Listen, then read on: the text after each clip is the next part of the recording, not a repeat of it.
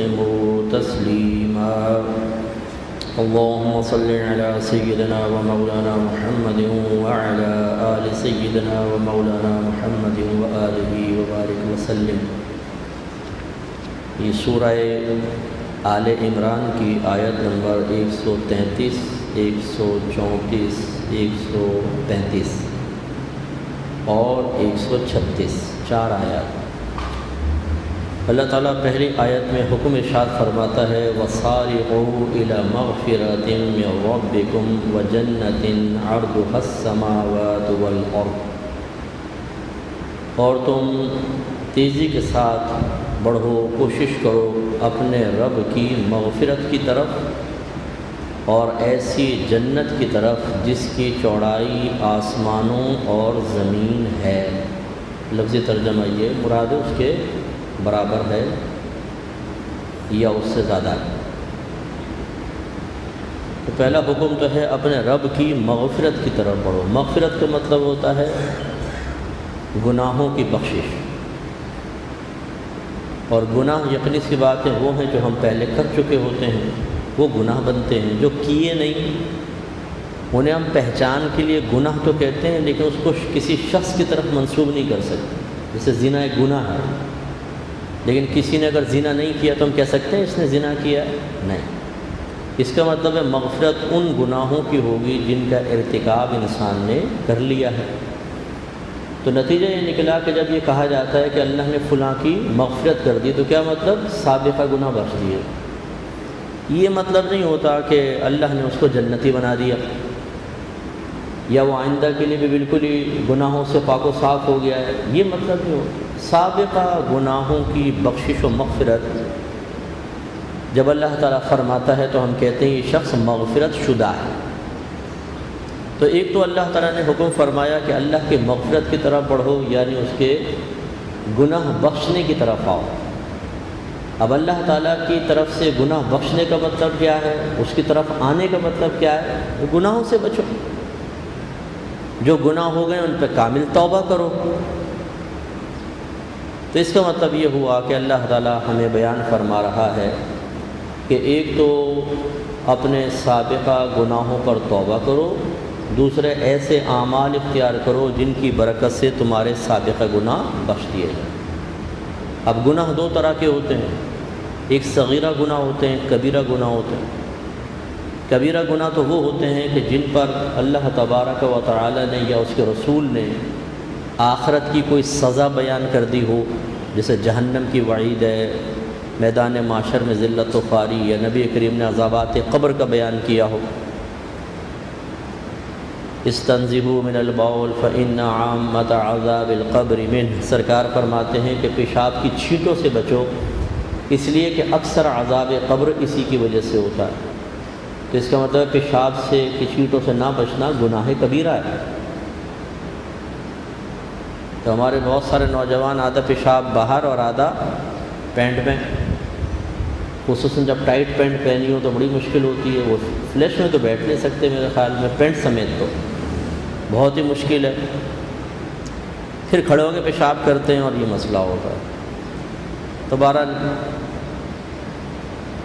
تو ایک تو وعید بیان ہو، دوسرا اس پہ کوئی سخت ناراضگی کا اظہار ہو، جیسے جو یہ کام کرے وہ مجھ سے نہیں، اس طرح سرکار بیان فرمائیں، یا اس طرح کہ کسی غیر قوم سے مشابہت بیان کر دی جائے، جیسے سرکار نے فرمایا جو باوجود قدرت کے حج نہ کرے تو وہ چاہے یہودی ہو کر مرے چاہے عیسائی ہو کے مرے، یہ شدید اظہار ناراضگی ہے۔ تو یہ کبیرہ گناہ ہوتے ہیں۔ یا کوئی حد جاری ہو جائے، اس پر حد کا بیان ہو، جیسے چوری پر ہاتھ کاٹنا، زنا اگر شادی شدہ کرے تو سنسار کرنا، پتھر مار مار کے ہلاک کرنا، اور اگر غیر شادی شدہ کرے تو 100 کوڑوں کی سزا، اور اگر زنا کی تہمت لگائی اور جھوٹی تہمت ہے اور ثابت ہو گیا جھوٹ ہے تو 80 کوڑوں کی سزا ہے، وغیرہ وغیرہ۔ یہ گناہ کبیرہ ہیں۔ ان کی توبہ جو ہے وہ یعنی ان کی بخشش و مغفرت یہ کوئی نمازوں سے روزوں سے نہیں ہو سکتی ہے۔ اس پہ یا تو کامل توبہ کرے انسان، اور توبہ کا مطلب ہوتا ہے کہ آئندہ گناہ نہ کرنے کا پختہ ارادہ، اور یہ ارادہ فقط اللہ کے خوف کی وجہ سے ہو۔ اور ہر شخص اپنے باطن کو خود دیکھ سکتا ہے کہ جب وہ توبہ کے الفاظ زبان سے ادا کر رہا ہوتا ہے تو اس کا باطن ندامت اور شرمندگی کے ساتھ اس کا ساتھ دے رہا ہے کہ نہیں۔ بعض اوقات باطن میں کچھ بھی نہیں ہوتا، اللہ تعالیٰ معاف فرما دے، گناہ ہو گیا، توبہ، اور باطن بالکل سکون سے ہے، کوئی ندامت نہیں، کوئی شرمندگی نہیں۔ اور اسی طرح بعض اوقات تو اندر سے آواز آتی ہے، نفس کہتا ہے کہ بھائی یہ ڈرامے نہ کر، ابھی تو کون سا باز آئے گا، کچھ عرصے بعد توبہ کریں گے، ابھی رمضان بہت دور پڑا ہوا ہے۔ لیکن وہ کوئی توبہ کے موضوع پر منتخب اشعار بھی توبہ کر رہے ہیں خلاف سنت طریقے سے، اور اسی طریقے سے پھر کوئی رقت انگیز دعا جس میں مقرر دعا بعد میں شروع کرتا ہے، رونے پہلے لگ جاتا ہے، اتنی اس کو رقت ایک دم طاری ہو جاتی ہے، ہاتھ اٹھاتے ہی رونے لگ جائے گا پھر وہ اس کا پھر اثر یہی ہوتا ہے کہ انسان وقتی طور پہ عارضی طور پہ کوئی اثر قبول کر رہا ہوتا اور حقیقتاً باطن ساتھ نہیں دے رہا ہوتا۔ تو یہ توبہ نہیں ہے۔ توبہ سب سے پہلے سرکار نے اس لیے فرمایا الندم التوبہ، ندامت ہی توبہ ہے۔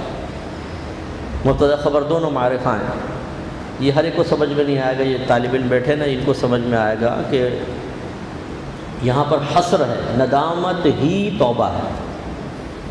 تو اصل تو ندامت اور شرمندگی ہے۔ انسان سوچے میں نے کس رب کی بارگاہ میں گناہ کیا ہے۔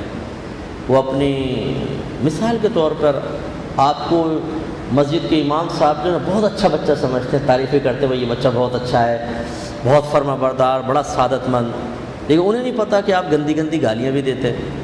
ایک دن گلی میں وہ گندی گندی گالیاں دے رہے تھے، امام صاحب پیچھے کھڑے ہو، اب جو پلٹ کے دیکھا تو ہوئے ہوئے ہوئے ہوئے رہی صحیح گئی عزت ختم۔ پھر تو امام صاحب کہیں ہے تو بڑا فراڈیا نکلا، میں تو تمہیں بڑا اچھا سمجھتا تھا۔ یہ جو ندامت اور شرمندگی ہے نا اب جو ہوگی یہ درکار ہے۔ یہ تو کچھ ایک مثال ادنا سی دی ہے میں نے، لیکن ایسی ندامت یار یہ میں نے کیا کر دیا، اللہ کی بارگاہ میں گناہ کر دیا، یہ ندامت جب ہوتی ہے تو پھر انسان کے گناہوں کی بخشش کا سامان ہوتا ہے۔ ہم لوگ تو فجر قضا ہوتی ہے تو دانت کھلے ہوتے ہیں، شاید ہی کسی نے فجر چھٹنے پر ناشتہ چھوڑا ہو، افسوس کا اظہار کیا ہو، اس کا رنگ فق ہو گیا ہو، منہ چھوٹا سا نکل آیا ہو، صدمہ محسوس کیا ہو، اپنے آپ کو آئینے کے سامنے کھڑے ہو کر ملامت کی ہو، یار کیا ہو گیا آج فجر کی نماز نکال دی میں نے، نہیں ہونا چاہیے، کوئی پرواہ نہیں ہے، نکل گئی تو کوئی بات نہیں، پھر پڑھ لیں گے، قضا کر کے پڑھ لیں گے۔ اور اسی کی جیب سے 500 روپے کا نوٹ گر جائے تو دیکھیں اس کا چوڑا چکلا منہ کتنا ننھا منا سا نکل آئے گا، جیسے ڈینگی کاٹ کے چلا گیا ہے اس کو۔ تو یہ ہمارے نزدیک جو ہے آخرت بالکل معمولی ہو گئی ہے، دنیا کی اہمیت اتنی زیادہ ہو گئی ہے کہ دنیا کا نقصان ہی سارا نقصان ہے۔ یہ غلط رویہ ہے۔ تو گناہ کبیرہ توبہ، صحیح توبہ، حقیقی توبہ سے معاف ہوگا، اور یا پھر حج سے معاف ہوگا، وہ بھی مقبول حج، طیب اور پاکیزہ پیسے سے حج کیا جائے، اس کے تمام ارکان اچھی طریقے سے بجا لائے جائیں۔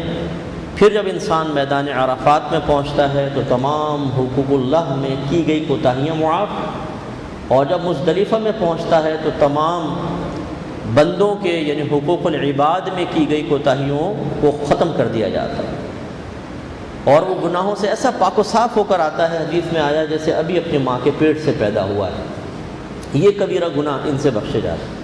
یا پھر اگر کوئی کافر ہے وہ مسلمان ہوگا تو جتنے اس کے بڑے بڑے اس طرح کے گناہ ہیں سب ختم۔ اسلام لانا سابقہ تمام گناہوں کو منہدم کر دیتا ہے، حتیٰ کہ بعض لوگ شرک میں مبتلا تھے، جو سب سے بڑا گناہ کبیرہ ہے، سب سے بڑا گناہ، روئے زمین کا سب سے بڑا گناہ شرک اور کفر ہے، اس کے بعد خودکشی بنتا ہے۔ لیکن جب وہ سرکار صلی اللہ علیہ وسلم پر ایمان لائے سارے گناہ بخش پاک و صاف ہو گئے۔ یہ اور صغیرہ گناہ جو ہیں وہ اللہ نے اپنے رحمت کاملہ سے بہت سارے اسباب مقرر کر دیے جن کی بنا پہ بخشے جاتے ہیں۔ اگر آپ کسی اپنے ماں باپ کو محبت بھری نگاہ سے دیکھ لیں، اس سے بھی گناہ بخشے جائیں گے۔ مسجد کی طرف آنا، ایک ایک قدم پر گناہ بخشے جاتا ہے۔ درود شریف پڑھیں گے، ہر درود پاک پر ہمارے 10 گناہوں کی بخشش کا سامان ہوتا ہے۔ آپ وضو کرتے ہیں، وضو سے گناہ بخشے جاتے ہیں۔ آپ باقاعدہ جمعے کی نماز ادا کرتے ہیں تو حدیث میں ہے کہ ایک جمعے سے دوسرے جمعے کے درمیان جتنے گناہ ہوتے ہیں، یعنی صغیرہ مراد ہے، اللہ تعالیٰ سب بخش دیتا ہے۔ صغیرہ سے اگر انسان بچتا رہے نا، کبیرہ سے بچتا رہے تو صغیرہ تو انشاءاللہ ہمارے بہت سارے اعمال ایسے ہیں کہ ہمیں پتہ بھی نہیں ہوتا صغیرہ گناہ، کبیرہ سے بچے آدمی، یہ کمال ہے۔ شراب پینا، زنا، ماں باپ کی نافرمانی، نماز قضا کرنا، روزے چھوڑ دینا، حج نہ کرنا، یہ بڑے بڑے کبیرہ گناہ، ان سے بچے انسان۔ تو اللہ تعالیٰ ایک تو فرما رہا ہے کہ اللہ کی مغفرت کی طرف تیزی سے بڑھو، اس کا مطلب ہے کہ توبہ کرو۔ دوسرا، ایسے اعمال اختیار کرو جن اعمال سے اللہ تمہارے سابقہ گناہوں کو بخش دے۔ وجنت، اور جنت کی طرف تیزی سے بڑھو۔ ارضها السماوات والارض، جس کا عرض چوڑائی زمین، آسمان اور زمین ہے، 7 آسمان ہیں اور زمین۔ تھیوری کے مطابق اگر آپ دیکھیں تو آپ کی یہ جو گلیکسی ہے جس میں ہمارے سیارے ہیں، ایک ٹکڑا ہے بہت بڑا جس میں زمین کے ساتھ ساتھ کچھ مزید سیارے ہیں جو آپ بچپن سے پڑھتے ہیں، مریخ، پلوٹو، فلا فلا، اور چاند سورج اسی میں ہیں۔ یہ گلیکسی کہلاتی ہے، اس کو ملکی وے بھی کہتے ہیں۔ یہ بہت بڑی ہے، اتنی بڑی ہے کہ اس کا اندازہ آپ یوں لگائیں کہ اگر لائٹ جو ہے نا، لائٹ بجلی، اس کو زمین کے گرد گھمایا جائے تو یہ 1 سیکنڈ میں 7 چکر لگائے گی، پر سیکنڈ 7 چکر پوری دنیا میں 1 سیکنڈ میں، اتنی لائٹ کی سپیڈ ہے۔ آپ یہاں سے تار بچھائیں، او دنیا کے دوسرے کونے پہ بلب لگائیں، یہاں سوئچ آن کریں گے بلب یوں کھلے گا فوراً، اتنی لائٹ کی سپیڈ تیز ہے، 7 چکر۔ اور یہی لائٹ جب 1 سال میں کچھ فاصلہ طے کرتی ہے تو اس کو 1 لائٹ ایئر کہتے ہیں، 1 برقی سال، 1 لائٹ ایئر۔ اور ہماری یہ گلیکسی اتنی بڑی ہے کہ اس کے ایک کونے سے دوسرے کونے پہ جانے کے لیے آپ کو کئی لاکھ لائٹ ایئرس چاہیے، پھر آپ پہنچیں گے۔ یہ آپ کی گلیکسی کا عالم ہے، جس میں اگر آپ دنیا کو دیکھ لیں تو وہ ایک نقطے سے زیادہ نہیں ہے، نقطہ، اتنی بڑی گلیکسی ہے ہماری۔ اور اس نقطے کے اندر آپ اور مجھے دیکھ لیں تو نظر ہی نہیں آئیں گے، اور پھر ہم چوڑے ہوئے کیسے چلتے رہے اکڑ کے، یہ جیسے او معاذ اللہ کو بھی چیلنج دے رہے ہیں اور وہ پوری کائنات میرے قدموں کے نیچے آ گئی۔ اگر یہ ایک دفعہ یہ گلیکسیز کا سلسلہ لامتناہیہ ہی دیکھ لیا جائے تو انسان کو اپنی اوقات یاد آ جائے، اس کے بعد اکڑنا بھول جائے۔ یہ ایک گلیکسی ہے جو قریب ترین گلیکسی ہے، وہ ہم سے ڈبل ہے، 2 گنا۔ وہ کتنی بڑی ہوگی؟ ایسی اس کائنات میں لاکھوں گلیکسیز ہیں، لاکھوں، 1 2 نہیں، لاکھوں گلیکسیز۔ اور پھر جب یہ گلیکسیز ملتی ہیں تو ایک کلسٹر بنتا ہے، اس کے مجموع کہتے ہیں کلسٹر۔ پھر ایسے لاکھوں کلسٹرز ہیں، وہ سب ملتے ہیں تو ایک سپر کلسٹر بنتا ہے۔ پھر ایسے لاکھوں سپر کلسٹر ہیں، پھر وہ سب ملتے ہیں تو یونیورس بنتی ہے، کائنات جس کو آپ کہتے ہیں۔ اور ایسی لاکھوں یونیورسز ہیں جو ملتی ہیں تو پھر ایک سپر یونیورس بنتی ہے۔ اور اب سائنسدان اس کے بعد کہتے ہیں کہ ہماری کیلکولیشن ختم ہے، کیونکہ وہ جہاں تک بڑی بڑی دوربینیں لگائیں، جو کیلکولیشن سے سامنے آیا وہ یہی ہے کہ اب گمان یہ ہے کہ پھر لاکھوں سپر یونیورس ہیں، اور پھر ان کے بعد کتنا سلسلہ، اور یہ کائنات مسلسل بڑھ رہی ہے، کیونکہ وہ جب دوربین سے دیکھتے ہیں تو ایک جو چیز آپ کو ایک مقام پہ نظر آتی ہے، کچھ عرصے بعد بہت دور نظر آتی ہے۔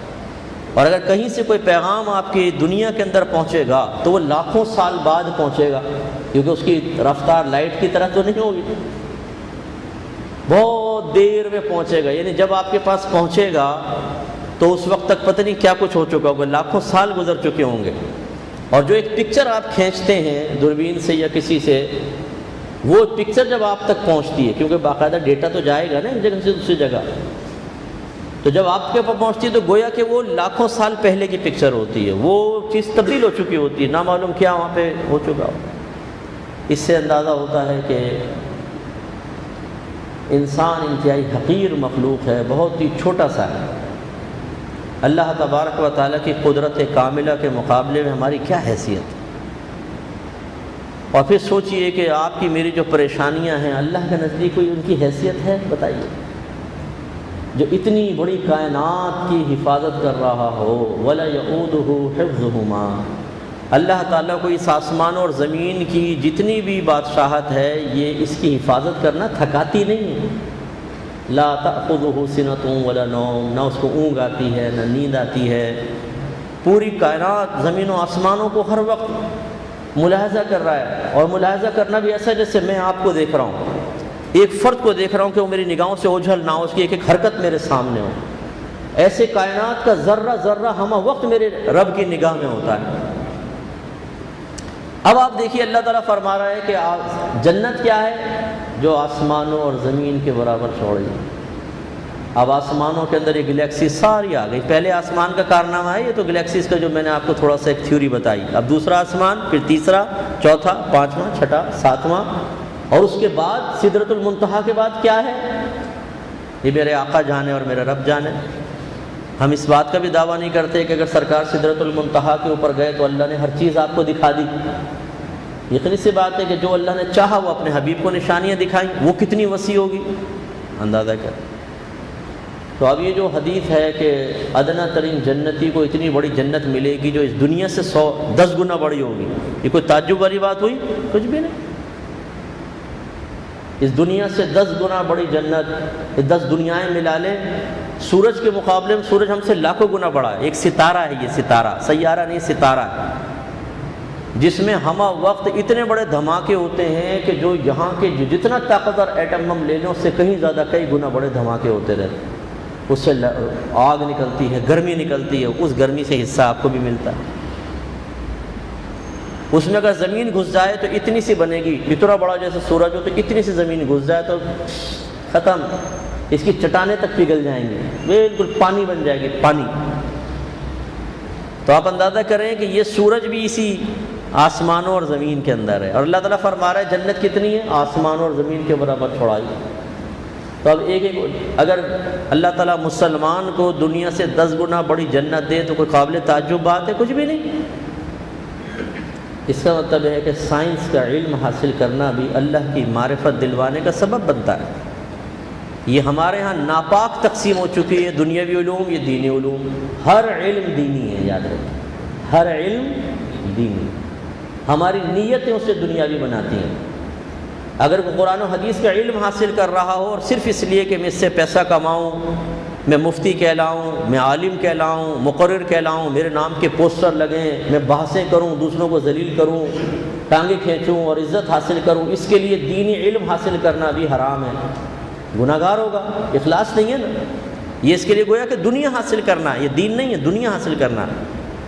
اور اگر کوئی یونیورسٹی میں ایک نوجوان پڑھ رہا ہے، فرض علوم اس نے سیکھے ہوئے ہیں اور اب وہ سائنس پڑھتا ہے، فزکس ہے، کیمسٹری ہے، میتھ وغیرہ پڑھ رہا ہے، بایولوجی پڑھتا ہے، صرف اس لیے کہ میں جانوں کہ میرے رب کی صنعت کیا ہے، کس طریقے سے اللہ نے اس کائنات کو پیدا کیا ہے، تو جب یہ چیز اس کی معرفت الہی کا سبب بنے گا، جو اصل مقصود ہے، بہت بڑا قرب الہی اللہ کی معرفت کے بغیر حاصل نہیں ہو سکتا، تو پھر اس کا یہ پڑھنا بھی رات دن عبادت کہلائے گا، ثواب ملے گا باقاعدہ۔ لیکن ہم نے کیا، جو بر صغیر پاک و ہند پر قابض ہوا، اس نے بڑی ٹیکنیک سے ہمیں کچھ کو ادھر کر دیا اور کچھ کو ادھر کر دیا۔ ورنہ پہلے سارے علوم ہمارے دارالعلوم میں پڑھائے جاتے تھے، آپ کو پتہ ہے، سب دارالعلوم میں پڑھائے جاتے تھے، ایک مضمون۔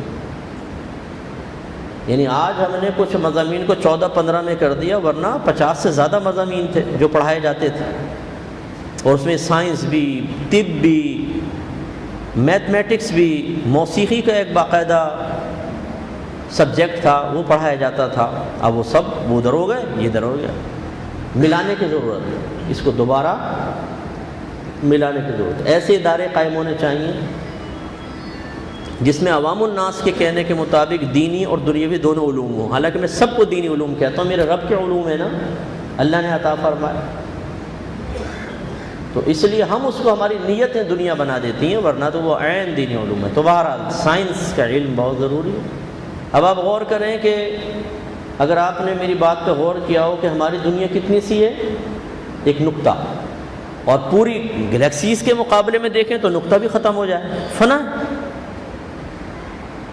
اور اس میں ہم، اور اب آپ دیکھیں 120 گز کے پلاٹ کے لیے کیسے ایک دوسرے کو مار رہے ہیں، قتل کر رہے ہیں، بہن بھائیوں کے خون خشک ہو چکے ہیں، سفید ہو چکے ہیں، تھوڑی تھوڑی پراپرٹی کے لیے، تھوڑے سے پیسے کے لیے، گن پوائنٹ پر 5000 روپے کے لیے ایک بندے کو مار دیں، وہ کس قدر، یعنی بیچارے چونکہ معرفت نہیں ہے، جس کو لے جاؤ ایک دفعہ آسمانوں کی سیر کرا دو، تو اس کے بعد تھوکے گا دنیا کے اوپر کہ یار میں کیا کر رہا ہوں، 5,000 روپے کے لیے، ایک موبائل کے لیے انسان کو مار دینا۔ اس سے بہتر تھا کہ انسان نیک عمل کرتا تو اتنی بڑی جنت حاصل ہو جاتی۔ جو ان چیزوں کو سمجھ لے گا اس کے دل سے حسد نکل جائے گا، وہ بغض نہیں کرے گا، غرور تکبر ختم ہو جائے گا اس کے دل سے۔ وہ کہے گا میری اوقات کیا ہے کہ میں تکبر کروں کسی چیز پر۔ اسی طریقے سے دنیا کی محبت ختم ہو جاتی ہے، پھر ضرورت رہ جاتی ہے کہ ٹھیک ہے یہ چیز میری ضرورت ہے تو میں کر رہا ہوں۔ آپ کے لیے گاڑی بھی ایک ضرورت ہے، آپ کے لیے مکان بھی ایک ضرورت ہے، بعض اوقات دنیاوی تقاضے پورا کرنا بھی ایک ضرورت بن جاتا ہے۔ شادی بیاہ کے اندر دیکھیں، آپ نہیں چاہتے لیکن دنیا چاہتی ہے، بشرطے کہ جائز ہو، میں اس کی بات کر رہا ہوں، ناجائز کو تو چھوڑنا ہی چاہیے، ٹھیک ہے۔ تو خلاصہ کلام یہ ہے کہ ضرورت کے علاوہ جب یہ ضرورت ہے، یہ حاجت ہے، اس کے بغیر گزارا بڑا مشکل ہے، باقی دنیا کی کوئی محبت نہیں رہتی۔ جو اللہ کی صحیح معرفت حاصل کر لے، جس کو اللہ تعالیٰ کے نظام قدرت سمجھ میں آ جائے بالکل، اور پھر وہ اپنے گناہ پہ فوراً توبہ کرے گا، کیونکہ اگر مر گئے تو اتنی بڑی جنت ہاتھ سے نکل جائے گی۔ اگر حالت کفر میں مر گیا انسان یا گناہ کرتے ہوئے مر گیا اور ڈائریکٹ جنت میں نہیں گیا تو بہت مصیبت ہے، بہت بڑی مصیبت۔ تو خلاصہ کلام یہ ہے کہ اللہ تعالیٰ کے اس حکم پہ ہمیں توجہ کرنی چاہیے۔ اب یہ کس کے لیے تیار کی گئی ہے؟ اعدت للمتقین، یہ متقین کے لیے تیار کی گئی، یعنی حقیقتاً متقین کے لیے تیار۔ جیسے کوئی شخص کہے کہ میں دعوت کروں گا صرف بزرگان دین کے، علماء کی، تو بعمل عالم اور مشائخ کو بلائے، لیکن ایک عالم کے ساتھ 2 پٹھورے بھی آ جائیں، ایسے الٹے سیدھے، نہ نماز پڑھتے نہ کچھ، اسی طرح کوئی شیخ کے ساتھ ان کے خادم آ جائیں تو غریبی میں وہ بھی کھا لیں گے۔ تو حقیقتاً تو جنت صرف متقین کے لیے تیار کی گئی۔ ہم جیسے گناہ گار تو ویسے غریبی میں داخل ہو کے حاصل کر لیں گے، حقیقتاً ہمارے لیے جنت تیار نہیں کی گئی، اس کا اہتمام متقین کے لیے۔ باقی اللہ کی رحمت وسیع ہے کہ متقین کے ساتھ ساتھ غیر متقین کو بھی اللہ تعالیٰ جنت دے دے گا۔ وہ چاہے تو بڑے بڑے گناہ گاروں کو ایک سبحان اللہ کہنے کے بدلے میں بخش دے، ہم اپنے رب کو روک نہیں سکتے۔ نہ کوئی ہم میں سے، اگر جیسے میں عالم ہوں یا مفتی ہوں، اگر کوئی نمازی ہے، کوئی حافظ قرآن ہے تو وہ کسی کو نگاہ حقارت سے دیکھے۔ اگر میری داڑھی ہے تو میں بغیر داڑھی والے کو، اگر میرے لباس سنت کے مطابق ہے تو میں کسی پینٹ شرٹ والے کو حقارت کی نگاہ سے دیکھوں گا، یہ کہاں جائے گا جنت میں؟ نبی کریم صلی اللہ علیہ وسلم فرماتے ہیں یہ مخلوق جو ہے نا اللہ کے خاندان کی مثل ہے، تو جو اس سے محبت کرے گا اللہ تعالیٰ اس سے محبت فرمائے گا۔ تو یہ ہماری شرعی مجبوری ہوتی ہے کہ بعض اوقات ہم گناہ گار سے اظہار ناراضگی کرتے ہیں یا قطع تعلق کرتے ہیں تاکہ وہ دین کی طرف آئے، یہ نہیں کہ ہم گناہ گار سے نفرت کریں اور یہ سوچنا کہ یہ تو بڑا پاپی گناہ گار ہے، لڑکیوں کے پیچھے لگا رہتا ہے، گالیاں بکتا ہے اور فلاں فلاں۔ یہ اللہ تعالیٰ بہتر جانتا ہے کہ اس کے لیے اللہ کا فیصلہ کیا ہے، ہم اور آپ فیصلہ نہیں کر سکتے۔ ہم ڈرا سکتے ہیں قانون کے تحت، جو اللہ نے بیان فرمایا کہ بھئی تمہارا انجام دردناک ہو سکتا ہے، تم گناہ کبیرہ کر رہو، یہ لیکن یہ کہنا کہ تو جنت میں نہیں جائے گا، تو جہنم میں جائے گا، یہ فیصلہ آپ اور میں نہیں کر سکتے ہیں۔ یہ صحیح حدیث آپ کو میں عرض کرتا ہوں، شاید میں نے پہلے بھی سنائی تھی کہ 2 دوست تھے، ایک بڑا گناہ گار تھا، ایک بہت ہی نیک اور پرہیزگار تھا۔ تو یہ نیک اور پرہیزگار تھا اس گناہ گار کو اکثر گناہ سے روکتا تھا۔ یہ حدیث ہے، سرکار نے بیان فرمایا نا، بنی اسرائیل کے 2 آدمیوں کا قصہ۔ تو جو گناہ گار تھا نا وہ کبھی کبھی کہتا یار تو چھوڑ دے، یہ میرا اور میرے رب کا معاملہ ہے، لیکن وہ اس کو سمجھاتا رہتا۔ ایک دفعہ اس نے بڑی شدت اور سختی سے سمجھایا تو وہ غصے میں آ گیا گناہ گار، کہنے لگا یہ میرے اور میرے رب کا معاملہ ہے، تو مجھ پہ نگہبان بنا ہوا ہے کہ تو مجھے سمجھائے۔ تو وہ نیک جو تھا وہ غصے میں آ گیا، اسے بھی جلال آ گیا، کہنے لگا خدا کی قسم اللہ تجھے نہیں بخشے گا۔ اور راوی کو شبہ ہے، کہتے ہیں یا یہ الفاظ تھے کہ خدا کی قسم اللہ تجھے جنت میں داخل نہیں کرے گا۔ تو رحمت کونین صلی اللہ علیہ وسلم فرماتے ہیں جب ان دونوں کا انتقال ہوا تو اللہ تعالیٰ نے ان کو اپنے بارگاہ میں بلایا۔ شارحین کہتے ہیں کہ یا تو یہ مستقبل کا معاملہ تھا جو سرکار نے بالکل ماضی کی طرح یا حال کی طرح بیان کیا کہ یہ ہوگا فیوچر میں میدان محشر میں، لیکن الفاظ ایسے ہی، اللہ نے بلایا اور اس نیک آدمی سے کہا کہ تو کون ہوتا ہے کہ مجھ پر حکم لگائے کہ میں اپنے بندے کو یہ دوں اور یہ نہ دوں؟ اب میرا فیصلہ یہ ہے کہ تو جہنم میں جائے گا اور یہ گناہ گار جنت میں جائے گا۔ اللہ کی بے نیازی سے مجھے اور آپ کو ڈرنا چاہیے۔ اگر ہم بھی کبھی آپ کو کچھ سخت الفاظ کہتے ہیں، یہ تو واللہ دل کے اندر یہی ہوتا ہے کہ آپ ہمارے مسلمان بھائی ہیں، ہم پر ایک شرعی ذمہ داری ہے، تو ہم آپ کو سمجھائیں پیار سے، محبت سے، نرمی سے، سختی سے، جسے قرآن کا اسلوب ہے، کہیں پیار ہے، کہیں سختی ہے، کہیں نرمی ہے، کہیں جلال ہے، لیکن یہ نہیں ہے کہ آپ کو حقارت کی نگاہ سے دیکھیں۔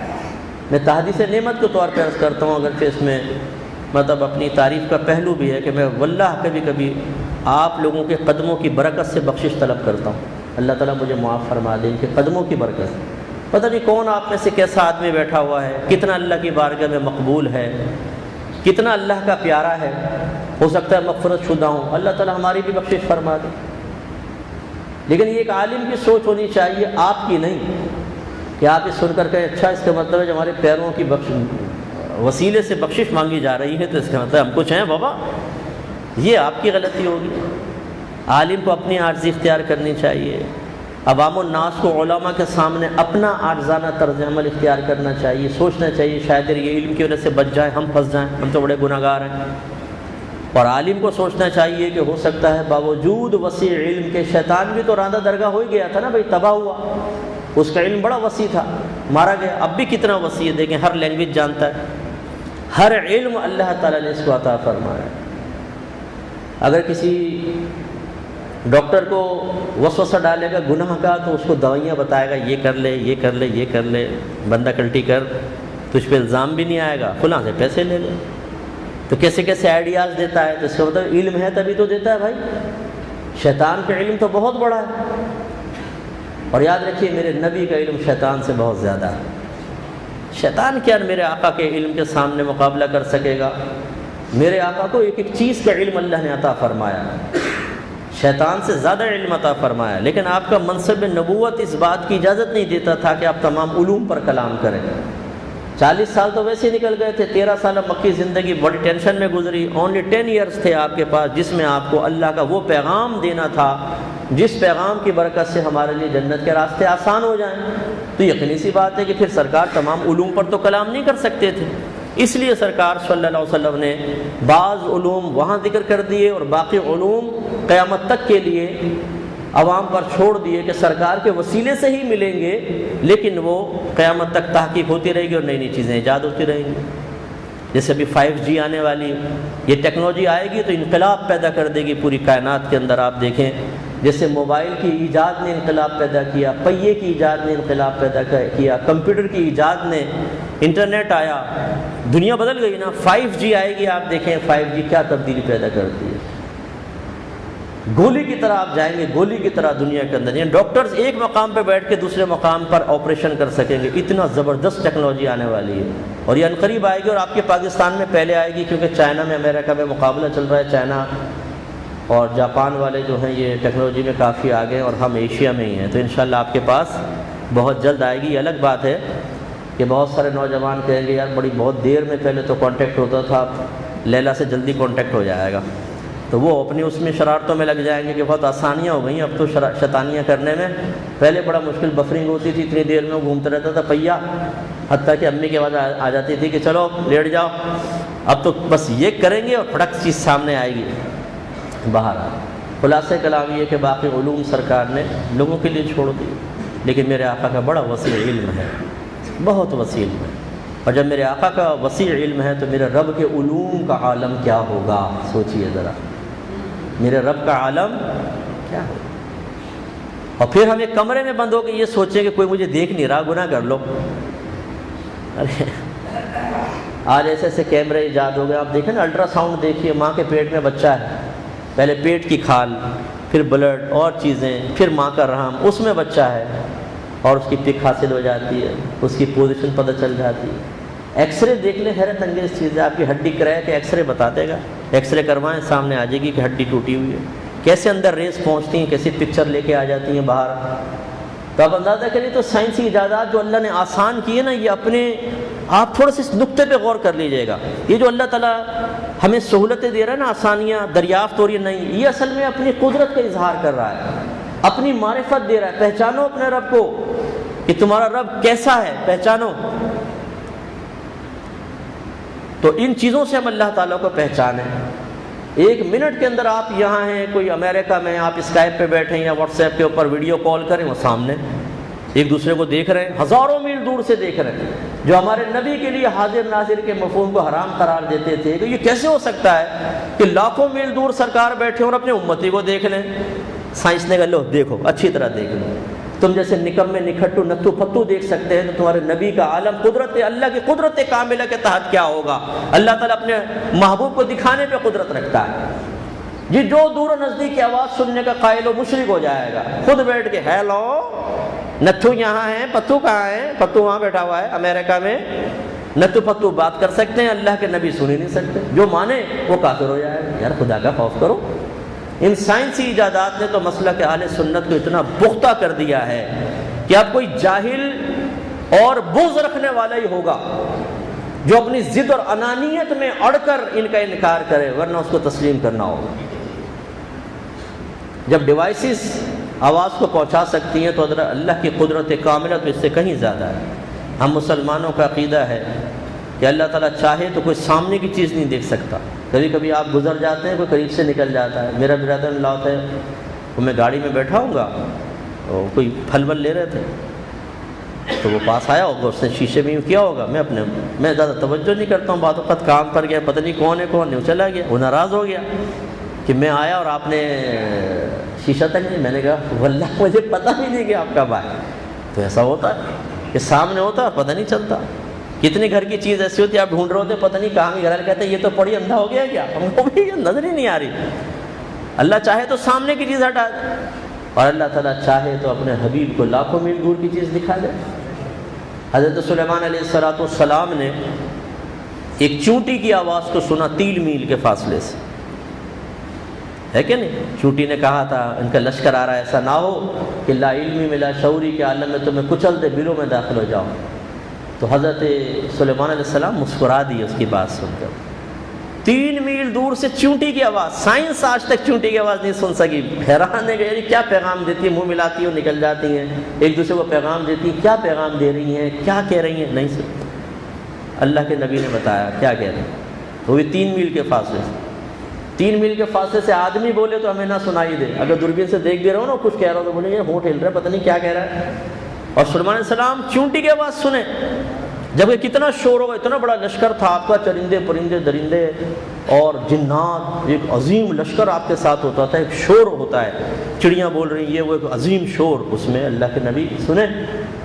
خلاصہ کلام یہ ہے کہ الحمدللہ رب العالمین، ہم اہل سنت و جماعت کا عقیدہ ہے کہ اللہ کے نبی دور و نزدیک کی آواز سن بھی سکتے ہیں، دیکھ بھی سکتے ہیں، لیکن صرف اللہ کی قدرت کاملہ کے تحت۔ براہ راست انسان کے اندر کانوں میں ایسی سماعت میں ایسی طاقت نہیں ہے، نہ نگاہوں میں ہے کہ وہ تھوڑی سی دور کی چیز دیکھ سکے یا سن سکے، لیکن اللہ چاہے تو سب کر سکتا ہے۔ یہ ہم شروع سے عقیدہ بیان کر رہے ہیں، ہم نے کب یہ کہا کہ ایسا نہیں، لیکن بعض تو اس کو ناممکن سمجھتے تھے، یہ کیسے ہو سکتا ہے، یعنی ان کو اللہ کی قدرت کاملہ کے باوجود بھی زبانی قرار تو کر رہے ہیں کہ ہاں ہو سکتا ہے، لیکن ذہن تسلیم نہیں کر رہا۔ سائنسی ایجادات نے کہا آپ تسلیم کر لو، انگریزوں نے تمہیں دے دیا تحفہ، لے لو۔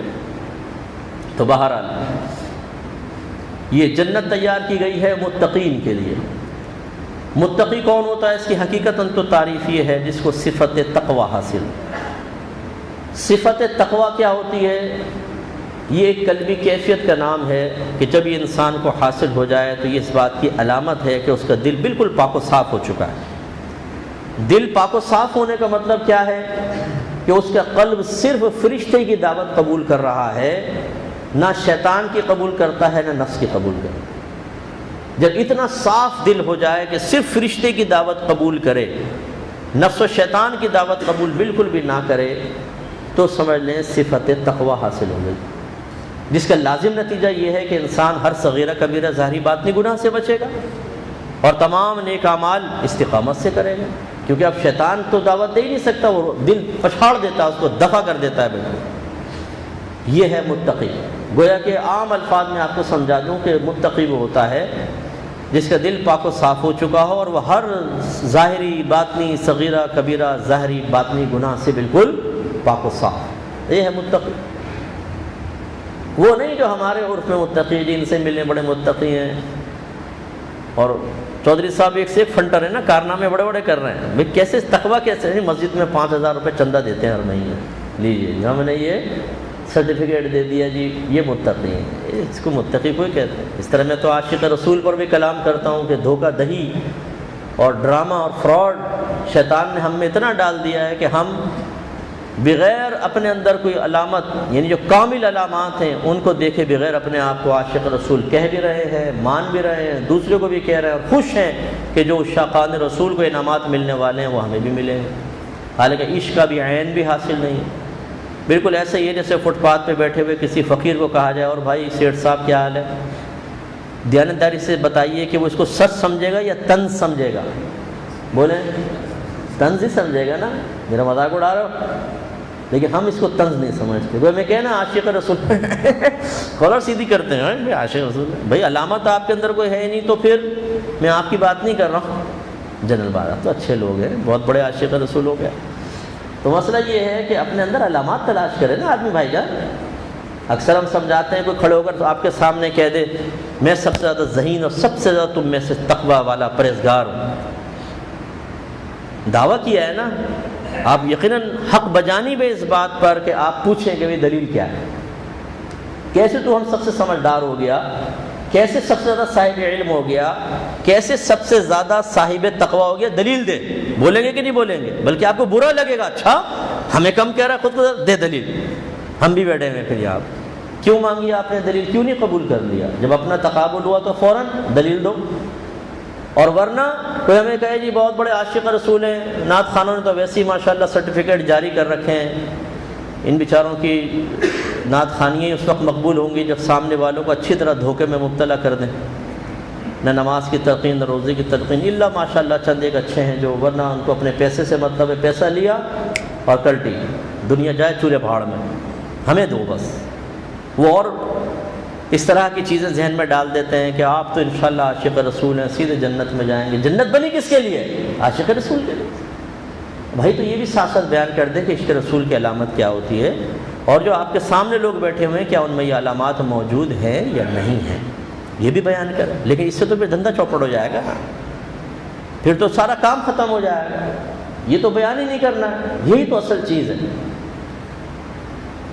یہ ہمیشہ یاد رکھیے گا، ایسے بیانات ہی پسند کیے جائیں گے، ایسی محافل پسند کی جائیں گی، یعنی نفوس کی طرف سے، جس میں شدت نہ ہو، سختی نہ ہو، گرفت نہ ہو، جس میں حقیقت کا بیان نہ ہو.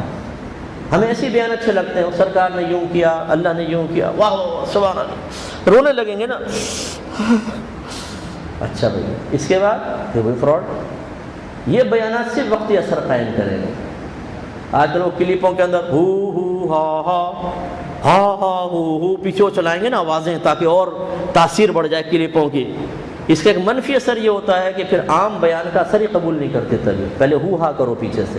ماں کی لوری سنے گا بچہ تو سوئے گا، ورنہ اس کو نیند نہیں آئے گی. ویسی تھپکتی رہے نا ماں تو سو جائے گا. لوری سنانے لگے نا، لوری کے بغیر بچہ نہیں سوئے گا. ہمارے بچے نعت کے بغیر نہیں سنتے تھے. میری زوجہ نعت پڑھتی تھی، وہ سنتے سنتے سو جاتے تھے. وہ اتنے عادی ہو گئے، ویسے سلاؤ تو نہیں، نعتیں پڑھو تو سو جاتے تھے. تو یہ ایک سمجھ لیں اپنے لیے آپ نے ایک مشکل کھڑی کر دی ہے. اب یا تو پھر اپنے کلپ آپ ڈالیں ہوں ہاں کے ساتھ تو اثر کریں گے، ورنہ بالکل یہ تو مزہ نہیں آ رہا. وہ اس کا مطلب یہاں پر بھی نفس نے اپنے لیے ایک مزے کا سامان ڈھونڈ لیا ہے کہ بات پر غور نہیں کرنا ہے، چیز پر نہیں کرنا ہے، ہوں ہاں پہ غور کر کے اثر قبول کرنا. ایسے ایک بادشاہ گزر رہا تھا، اس نے یہ پوری کہانیاں لکھ کے مجھے بھیج دیں گے، مجھے اتنا غصہ آتا ہے ان چیزوں کے اوپر. ابھی بھائی ان کہانیوں سے ہدایت حاصل کریں گے؟ نہ تم قرآن بیان کرتے ہو، نہ حدیث بیان کرتے ہو. لوگ پہلے ہی دور ہیں، کہانیاں بنا لو، ان سے نتیجے مرتب. اس کے صرف وقتی اثر ہوگا، کچھ بھی نہیں ہوگا، صرف وقتی اثر کہ آپ اثر قبول کریں گے. اور اس کے بعد نفس اور زیادہ گناہوں پر دلیر اور مضبوط ہو جائے گا، کیونکہ ایک وقت آئے گا یہ اثر بھی ختم ہو جائے گا. ہماری بات لکھ لیجیے آپ، یہ ہوں ہاں بھی بیکار ہوگا. پھر کیا ہوگا؟ آپ نے سنا کر اتنا زیادہ لوگوں کو فیڈ اپ کر دیا، نفوس اتنے عادی ہو گئے کہ ہوں ہاں کے بغیر تو پہلی ہدایت قبول نہیں کر رہے تھے. ہوں ہاں کچھ اثر کر رہا تھا، وہ بھی گیا. پھر کیا کریں گے؟ پھر کوئی نئی موسیقی لے آئے گا پیچھے، پھر سارنگی بجائیے گا، شاید اس سے کچھ ہو جائے، پھر وہ بھی فیل ہو جائے گی. اللہ کے نبی نے تو کوئی سارنگی نہیں بجائی، انہوں نے تو کوئی ہوں ہاں نہیں کی. سیدھا سیدھا حکم بیان ہو تو سنیں. تو خلاصہ کلام یہ ہے کہ یہ اب متقین بھی ہمارے جو ہے وہ لوگوں سے سند حاصل کرتے ہیں. سارے کہتے ہیں محلہ مجھے متقی کہتا ہے. اچھا جی وہ آپ کے محلے میں ایک ہے وہ آپ کو فراڈیا بھی کہتا ہے, وہ غلط کہہ رہا ہے. کیوں؟ سوال پیدا ہوتا ہے کیوں؟ جس نے آپ کو متقی کہا بغیر دلیل کے اس کے قول تو قبول کر لیا, فراڈیا کہنے والے کی بھی قبول کر لیں. اگر لوگوں کی رائے پہ ہی چلتے ہیں تو 4 آدمی آپ کی تائید میں اور تعریف میں بولیں گے, تو 4 آپ کی غیر تائید میں اور مذمت میں بولیں گے. ان کی بات کیوں نہیں قبول کرتے؟ آپ ہی نے دلیل فراہم کی ہے کہ جی عوام الناس مجھے کہہ رہی ہے, تو عوام تو آپ کو دوسرا بھی کہہ رہی ہے. تو اس کا مطلب ہے عوام کی دلیل, عوام کا قول کوئی دلیل نہیں ہے بھائی جان. اصل ہے قرآن و حدیث. اپنے آپ کو قرآن و حدیث پر پیش کریں. اگر آپ واقعی حتمی کامیابی چاہتے ہیں تو اللہ رسول آپ کے بارے میں کہیں کہ ہاں یہ ایسا ہے, آپ نے دیکھا وہ صفات میرے اندر ہیں, خوش ہو جائیں.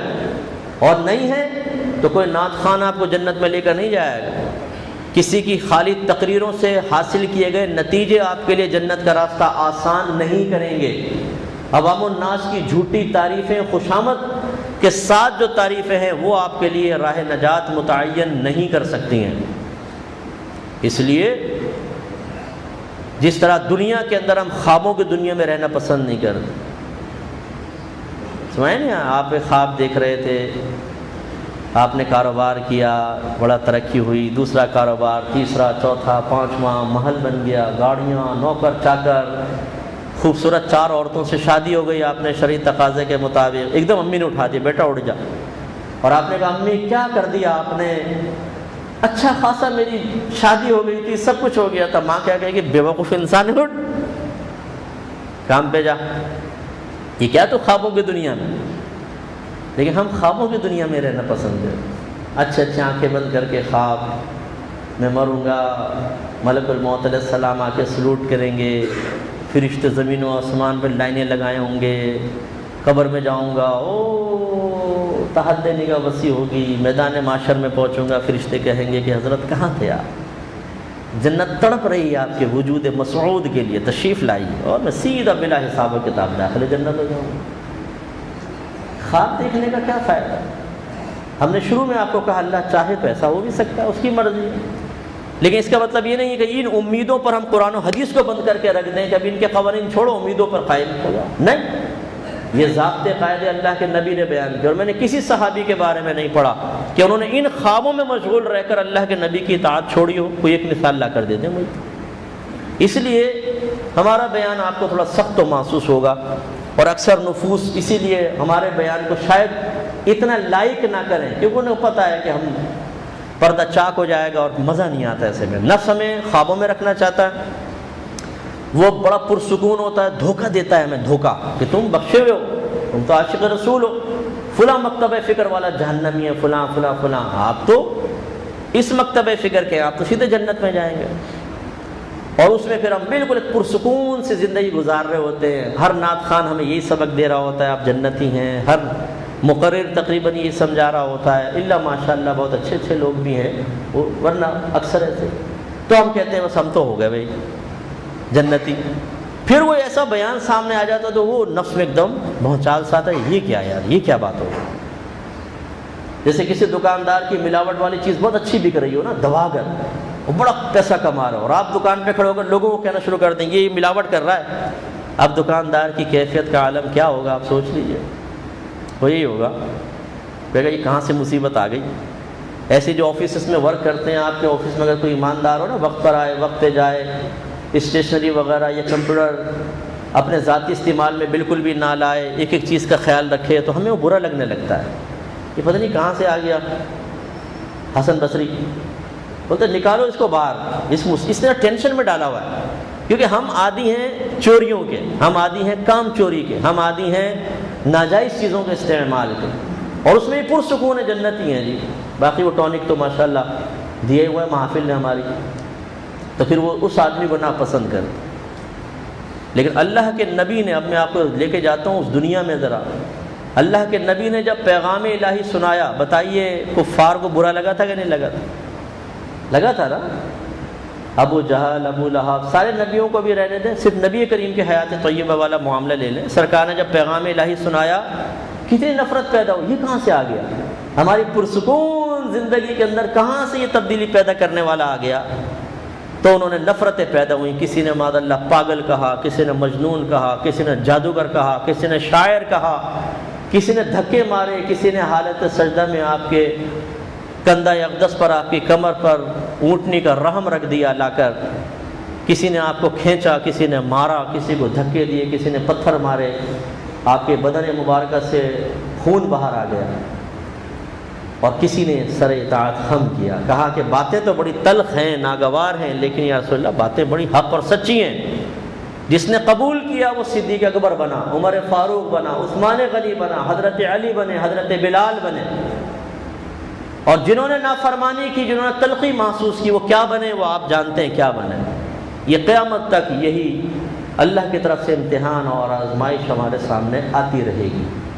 کوئی حق کا پیغام دے گا مسلمان کہلانے والا، کوئی اس کو برا سمجھے گا اور نفرت پیدا محسوس کرے گا دل میں، وہ کمنٹس ایسے ہی پاس کرے گا، بھائی یہ دور نہیں یار، یہ مولویوں کی باتیں یار، اتنا سخت کوئی بیان ہونا چاہیے یار، کہ ہم سب جہنمی ہیں۔ دوسرا کہتا ہے نہیں یار، ہاں وہی نا یار اگلی دفعہ دوسری جگہ جمعہ پڑھیں گے، وہی امام صاحب بڑا پیارا بیان کرتے ہیں، ایک دم 7ویں آسمان تک پہنچا دیتے ہیں آدمی کو، یہ ہمیں 7ویں زمین تک لے کے جاتا ہے، ہاں یار بات تو بالکل ٹھیک ہے یار، اب آئندہ نہیں سنیں گے، چلو جی، لیکن نقصان کیا ہوگا یہ خود دیکھ لیجیے۔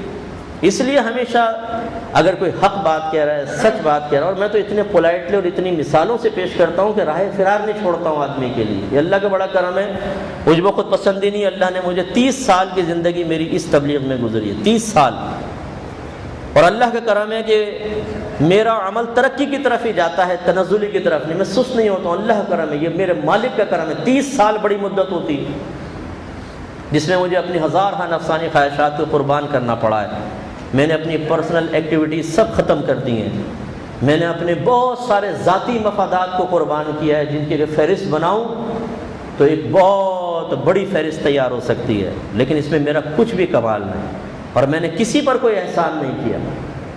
ہم تو اپنے بچوں کو سمجھاتے ہیں نیکیاں کرو اور بھول جاؤ، سمجھو کچھ ہے ہی نہیں، کیونکہ میرے آقا نے ارشاد فرمایا کہ بروز قیامت کوئی شخص اپنے اعمال سے جنت میں نہیں جائے گا، صرف اللہ کی رحمت سے داخل جنت ہوگا۔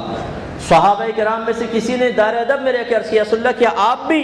فرمایا کہ ہاں میں بھی صرف اللہ کی رحمت سے داخل ہوں گا، اپنے عمل سے نہیں۔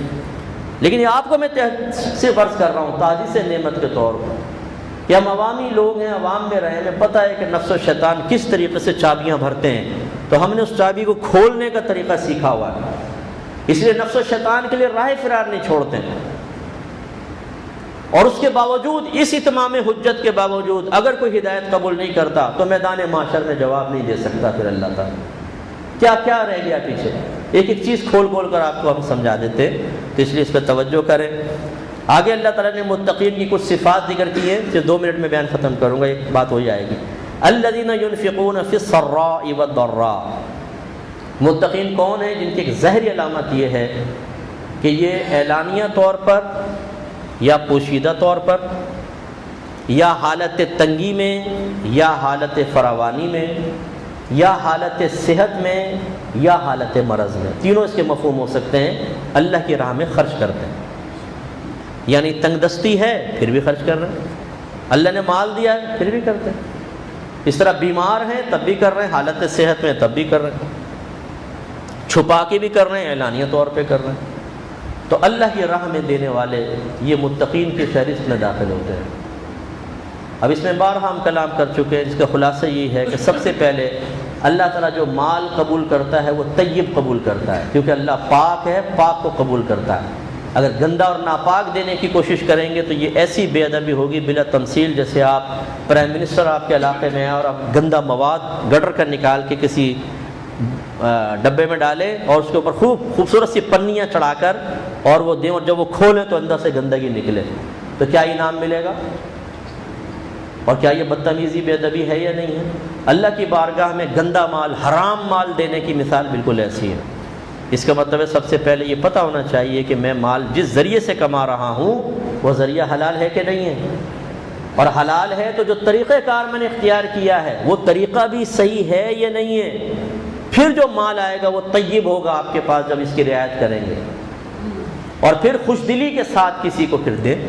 پھر اللہ کی راہ میں دینا کیا کہلاتا ہے وہ بھی سیکھنا ہوگا. یہ پیشہ ور فقیروں کو دیں گے, اللہ کے راستے میں دینا نہیں ہے, یہ تو گناہ میں تعاون ہے. کہاں دینا ہے کہاں نہیں یہ سیکھنا. پھر لا تبطلوا صدقاتکم بالمن والاذی, اپنے صدقات کو احسان جتا کر اور اذیت پہنچا کر ضائع نہ کرو. اس کا مطلب ہے کہ وہ خرچ کرنا اسی وقت قابل مدح بنے گا جب اس خرچ کرنے کے بعد ہم احسان نہ جتائیں, ہم اذیت نہ پہنچائیں. تو آپ نے تھوڑا سا غور کیا کہ صرف یہ نکال کے 50 کا نوٹ دے دیا, 100 کا نوٹ, یہ کوئی کمال نہیں ہے. اصل میں علم سب سے پہلے چاہیے, علم, جس کو میں اکثر کہتے رہتا ہوں, علم کے بغیر کچھ بھی نہیں ہے. علم کے بغیر انسان نیکی کو بدی اور بدی کو نیکی سمجھتا ہے, گناہ سمجھتا رہتا ہے. حق کو ناحق, ناحق کو حق سمجھتا رہتا ہے. جیسے کسی کوئی والد صاحب کا گھر تھا, ایک بڑے بھائی نے اس کے اوپر ایک اور پورشن بنا دیا اپنے پیسوں سے. اب جب مکان بکنے کی باری آئی تو وہ کہتا ہے کہ اس مکان کی قیمت چونکہ میری اس 2 منزلہ عمارت کی وجہ سے بڑی ہے, میں زیادہ حصہ لوں گا. ابھی جاہل کو پتہ ہی نہیں کہ اس کا شرعی مسئلہ کیا ہے. تم نے جو یہ بلڈنگ کھڑی کی تھی کس کی پراپرٹی پہ کھڑی کی تھی؟ صرف اپنی پر تو نہیں, تم اپنے بھائی بہنوں کی پراپرٹی بھی تو تھی نا, اس پہ کھڑی کی تھی تم نے. اور تم اپنی پوری چاہتے ہو بلڈنگ کا پیسہ مجھے مل جائے. اس کا شرعی حکم یہ ہے کہ اسے کہا جائے گا اس کو توڑ, اپنا ملبہ لے جا, اور پھر پلاٹ کی قیمت لگے گی. سمجھا نہیں ہے؟ کوئی اس کو زیادہ پیسے نہیں ملیں گے, وہ اتنے ہی ملیں گے جتنا شریعت کا حق ہے. یا پھر وہ فراغ دلی کرے کہ جتنی بھی بلڈنگ ہے اس کی پوری قیمت لگاؤ اور جو میرا حصہ شرعی بنتا ہے مجھے دے دو. اب بھائیوں کا یقیناً بڑھے گا اس کی وجہ سے, لیکن اس کا مطلب یہ نہیں ہے کہ تم کسی کی پلاٹ پہ بلڈنگ کھڑی کرنے کے بعد اور زیادہ حق لینے کے چکر میں پڑ جاؤ, یہ نہیں ہوگا. تو خلاصہ کلام یہ ہے کہ یہ علم سیکھنے سے بڑا فائدہ ہوتا ہے. علم کی طرف آئیے. میں آپ سے گزارش کرتا ہوں کہ آپ اپنے اطراف میں علماء ان سے سیکھیں, ورنہ ہمارے الفرقان اسکالرز اکیڈمی الحمدللہ اس وقت علم دینے کا بہترین منبع اور مرکز ہے. بہترین میں کہتا ہوں, ابھی ٹائم نہیں, میں آپ کو انٹروڈکشن انشاءاللہ نیکسٹ فرائیڈے اور کراؤں گا, اس میں داخلہ لیجئے. ایڈریس لے لیں بچوں سے اور اس میں آئیے, اپنی اور اپنی نسلوں کی آخرت بہتر بنانے کے لیے ایڈمیشن لیجئے تو بہت فائدہ ہوگا. وآخر دعوانا ان الحمدللہ.